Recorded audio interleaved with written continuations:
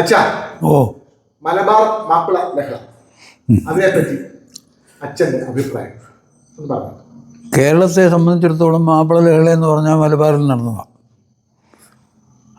അത് യഥാർത്ഥത്തിൽ അവിടുത്തെ മുസ്ലിങ്ങളും ഹിന്ദുക്കളും തമ്മിലാണ് നടന്നത്. തുടങ്ങിയത് അത് ബ്രിട്ടീഷുകാർക്കെതിരായിട്ടാണ്. പക്ഷേ അത് ബ്രിട്ടീഷുകാരുടെ നേർക്കല്ല, അവിടെ ഹിന്ദുക്കളെ കൊല്ലുകയായിരുന്നു ചെയ്തത്.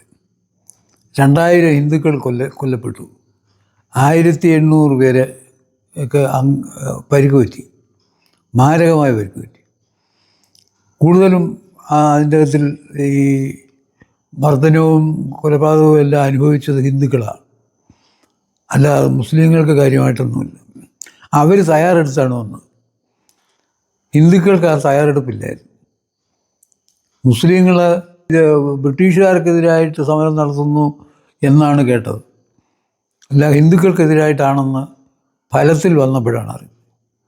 പക്ഷേ യഥാർത്ഥത്തിൽ ഹിന്ദുക്കൾക്കെതിരായിട്ടാണ് മലബാർ മാപ്പിള ലഹള നടന്നത്. ഒരുപാട് നിർബന്ധ മതപരിവർത്തനം നടത്തി.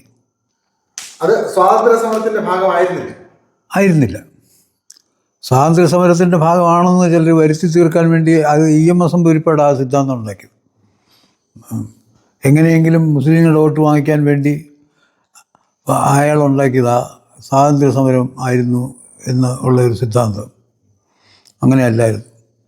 അത് യഥാർത്ഥത്തിൽ വർഗീയ ലഹളയായിരുന്നു. അതിൻ്റെ ഫലം അനുഭവിച്ച് അവിടുത്തെ ഹിന്ദുക്കളുമാണ്. ഈ മലബാർ മാപ്പിള ലഹള 1921 അപ്പോൾ ചരിത്രം തിരുത്തി എഴുതി.